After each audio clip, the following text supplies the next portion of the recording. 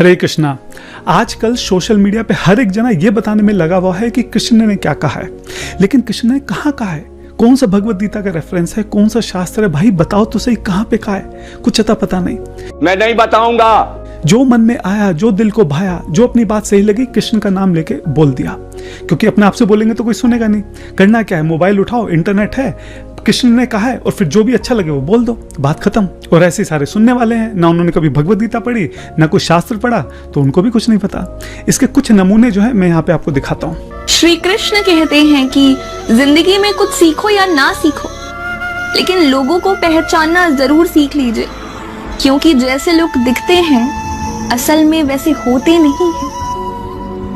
ऐसे तो नहीं होता है। अब यहाँ पे मेरी बहन कह रही है कि कृष्ण ने बोला है कि कुछ सीखो या ना सीखो, ये सीख लो कि लोगों को पहचानना कैसे है। आप खुद सोचिए, भगवत गीता में भगवान इतनी ऊंची लेवल की बात कर रहे हैं कि ये बताएंगे कि लोगों को कैसे पहचानना है। भगवत गीता में भगवान बोल रहे हैं कि साध्य और साधन, साध्य है कि हमारे जो दुर्लभ मानव जीवन हमको मिला है, इसका लक्ष्य क्या है और उस लक्ष्य तक कैसे पहुंचा जाए, ये मेन टॉपिक है भगवत गीता का। पूरी भगवत गीता में दूर दूर तक भी कोई एक भी वर्ष ऐसा नहीं है जो आसपास भी इस तरह की बातें करे कि कुछ सीखो या मत सीखो, लेकिन ये सीख लो कि लोगों को कैसे पहचानना है। और मेरी प्रॉब्लम यह है कि 21 मिलियन से ज्यादा लोगों ने इस वीडियो को देखा है और अभी तो और पता नहीं कितने व्यूज आएंगे, यानी कि 2.5 करोड़ लोग तक ये बात पहुंच रही है कि कृष्ण का ऐसा कहना है कि जीवन में कुछ सीखो या ना सीखो, ये सीख लो कि लोगों को कैसे पहचानना है। और ये देवी अकेली नहीं है, पूरा इंटरनेट भरा पड़ा है ऐसी चीजों से। मैं आपको और भी कुछ एग्जाम्पल दिखाता हूँ। गीता में लिखा है, निराश मत होना, कमजोर तेरा वक्त है, तू नहीं। वाह क्या बात है। इतिहास कहता है कि कल सुख था, विज्ञान कहता है कि कल सुख होगा, लेकिन धर्म कहता है कि अगर मन सच्चा और दिल अच्छा हो तो हर रोज सुख होगा। क्या बात है भाई। कहाँ लिखा है भगवत गीता में? कुछ अता पता नहीं, कोई रेफरेंस नहीं, बस नाम दे दिया भगवत गीता। कौन है ये लोग? कहां से आते हैं? बात यह है कि मैं ये नहीं कह रहा कि सारे मैसेजेस गलत हैं। मैसेजेस हो सकता है सही हो, कुछ हद तक सही हो या किस कंटेक्स्ट में सही हो। पॉइंट मैं बोलना चाह रहा हूं कि भगवान कृष्ण ने नहीं बोला ये गीता का मैसेज नहीं है। गीता में बहुत हायर लेवल पे बात हो रही है, छोटी मोटी बातें नहीं हो रही हैं भगवत गीता में।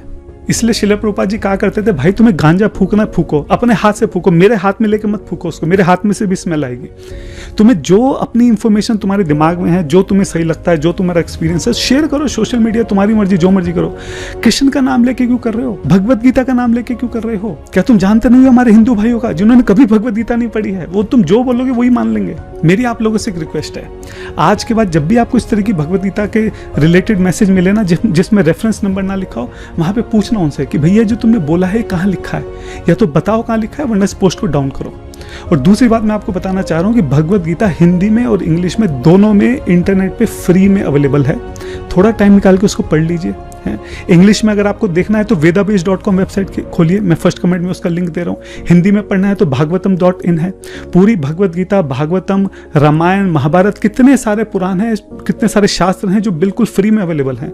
कभी टाइम निकाल के पढ़ लीजिए। भगवत गीता कोई बहुत बड़ी नहीं है, 700 श्लोक हैं। लगातार भी अगर पढ़ने बैठेंगे 2 घंटे में कम से कम एक बार तो पढ़ ही लेंगे। कम से कम ऊपर का समझ तो आ जाएगा कि उसमें दे क्या रखा है। कोई बहुत बड़ी चीज नहीं है। ये जो हवाई मैसेजेस चल रहे हैं और जिसमें मिलियंस ऑफ व्यूज आ रहे हैं, ये बहुत ज्यादा नुकसान है शास्त्र का और लोगों का। ये गलत मैसेज जो है लोगों तक पहुंच रहा है, इसको रोकना जरूरी है। हरे कृष्णा।